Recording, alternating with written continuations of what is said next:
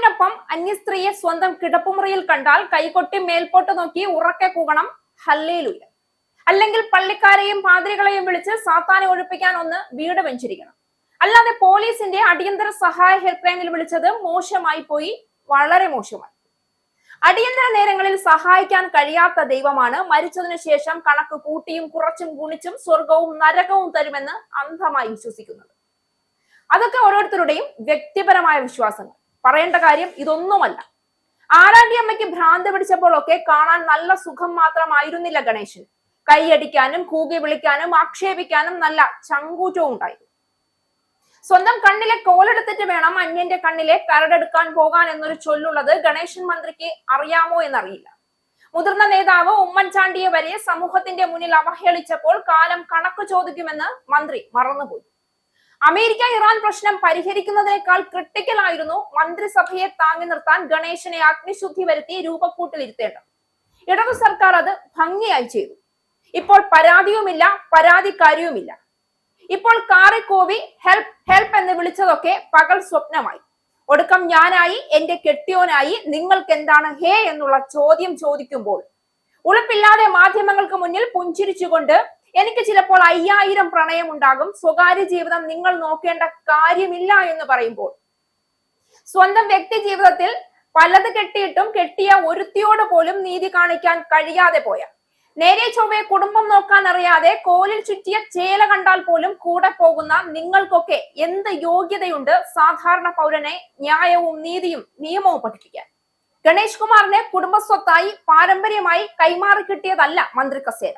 Indian ജനാധിപത്യ വ്യവസ്ഥയ്ക്ക് അനുസൃതമായി വീട്ടിലെ ഉപ്പു ചിരട്ടയുടെ വരെ കണക്കും വ്യക്തിജീവിതത്തിലെ കേസും സമ്പാദ്യവും ഉൾപ്പെടെ കൃത്യമായി ബോധിപ്പിച്ചും തിരഞ്ഞെടുപ്പിനെ നേരിട്ട് കിട്ടിയതാണ് അത് എന്ന് മറക്കരുത്. അങ്ങനെ നിങ്ങളെ ജയിപ്പിച്ച ഓരോ പൗരനും നിങ്ങൾ കാണിക്കുന്ന ഓരോ നെറുകേട്ടിനെയും വിരൽ ചൂണ്ടി ചോദ്യം ചെയ്യാനുള്ള അവകാശം ഇവിടെയുണ്ട്.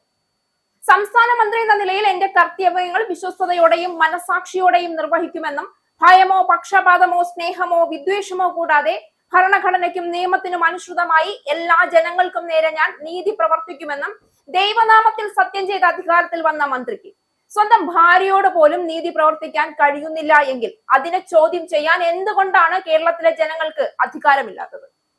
രാഹുൽ മാങ്കൂട്ടത്തിൽ വിശുദ്ധനൊന്നുമല്ല. പക്ഷെ രാഹുലിനെ അടച്ചാക്ഷേപിച്ച, കഴിഞ്ഞ ദിവസത്തെ മാധ്യമങ്ങൾക്ക് മുന്നിൽ പോലും വലിച്ചു കീറിയ ഗണേഷ് കുമാറിന് ഒരല്പം പോലും ഉളുപ്പുണ്ടായില്ലല്ലോ എന്ന് ഓർക്കുമ്പോൾ നിങ്ങളെയൊക്കെ ജയിപ്പിച്ച ജനങ്ങൾക്ക്, ഞങ്ങൾക്ക് ഒരല്പം ഉളുപ്പുണ്ട്. ആരെ പീഡിപ്പിച്ചാലും, ആരെയൊക്കെ പേടിപ്പിച്ചാലും, ആരുടെ കൂടെയൊക്കെ അഴിഞ്ഞാടി നടന്നാലും എന്നെ ഇനിയും ഇവിടുത്തെ ജനങ്ങൾ വിജയിപ്പിച്ച് ഞാൻ ഇനിയും മന്ത്രി കസേരയിലിരിക്കുമെന്ന് ഊറ്റം കൊള്ളുന്നത് ആത്മവിശ്വാസമല്ല. എന്ത് നാറിയ പ്രവൃത്തി കാണിച്ചാലും ഉളുപ്പില്ലാതെ പൊതുജനത്തിന്റെ മുന്നിൽ ചെന്ന് പിന്നെയും വോട്ട് ചോദിക്കാനുള്ള തൊലിക്കട്ടിയാണ് മിനിസ്ട്രി. കേസൊതുക്കി തീർക്കാം, ഭാര്യയ്ക്ക് പരാതിയില്ല എന്ന് ഒരു രാത്രി ഇരുട്ടി വെളുക്കും മുമ്പ് പറയിപ്പിക്കാം. പക്ഷെ അതുകൊണ്ടൊന്നും നിങ്ങൾ മാന്യനാകുന്നില്ല, ഒരു രാഷ്ട്രീയ നേതാവിന് അനുയോജ്യമാകുന്നില്ല. രാഹുൽ മാങ്കൂട്ടത്തിൽ ചെയ്തു കൂട്ടിയതൊക്കെ ഗണേഷ് കുമാറിന്റെ കുൽസിത പ്രവർത്തികൾ കൊണ്ട് ന്യായീകരിക്കാവുന്ന, തിരികെ ഗണേഷ് കുമാറിന് രാഹുലിനാവാമെങ്കിൽ എനിക്കുമാകാം എന്ന് പറയുന്നത് രാജിവെച്ച് പുറത്തുപോയി പൊതുജനത്തിനെ പറ്റിച്ചു നേടിയ അധികാരവും പണവും പ്രമാണിത്വവും ഒക്കെ വിട്ടുകളഞ്ഞിട്ട് സ്വന്തം വീട്ടിലെ സ്വന്തം കാശു കൊടുത്ത് വാങ്ങിയ ചാരു കസേരയിൽ ഞെളിഞ്ഞിരുന്നു വേണം പറയാൻ. യാമിനി തങ്കച്ചിയും സരിത എസ് നായരും ഒടുവിൽ ബിന്ദു മേനോനും വരെ നിലവിളിക്കുമ്പോൾ പിണറായിയുടെ സിംഹാസനം കുലുങ്ങാതെ, കസേര അനങ്ങാതെ ഇടതുപക്ഷം കാവൽ നിന്നെങ്കിൽ നിങ്ങളെ രാഷ്ട്രീയക്കാരെന്നല്ല വിളിക്കേണ്ടത്. വിരലിലെണ്ണാവുന്ന ദിവസങ്ങളുടെ അധികാരം നിലനിർത്താൻ വേണ്ടി, ഒരു മന്ത്രിയെ രാജിവെപ്പിക്കാതിരിക്കാൻ വേണ്ടി പിന്നിൽ നിന്ന് അതിവിദഗ്ധമായി കളിച്ച് ഈ കേസ് തീർപ്പാക്കിയ, അധികാരമുള്ളവന് മുന്നിൽ പോലീസും പട്ടാളവും ഒന്നും ചെറുവിരൽ അനക്കില്ല എന്ന് കേരളത്തിലെ ജനങ്ങൾക്ക് ഒരിക്കൽ കൂടി ബോധ്യമാക്കി തന്ന ഒരു മന്ത്രിയുടെ ഭാര്യയ്ക്ക് പോലും നീതി ഇതാണെങ്കിൽ കേരളത്തിലെ സ്ത്രീകളുടെ സുരക്ഷ എന്താണെന്ന് ഒരിക്കൽ കൂടി ഇരുത്തി ചിന്തിപ്പിച്ച, കോൺഗ്രസ് നേതാക്കളുടെ വ്യക്തി ജീവിതവും ജീവിതത്തിലെ വിഷയങ്ങളും രാഷ്ട്രീയവൽക്കരിക്കാനും രാജിവെപ്പിക്കാനും ഇറങ്ങി തിരിച്ച സഖാക്കൾക്ക് ഇതൊന്നും ബാധകമല്ല എന്ന് പറയാൻ ഉളുപ്പില്ലാത്ത നിങ്ങളുടെ പ്രവർത്തികൾക്ക് കോംപ്രമൈസ് എന്നൊരു വാക്കുകൊണ്ട് നിങ്ങൾ വേലി കെട്ടിയെങ്കിൽ യഥാർത്ഥ വിധി പറയുന്നത് പൊതുജനം പൊതുതിരഞ്ഞെടുപ്പിലായിരിക്കുമെന്ന് മറക്കരുത്.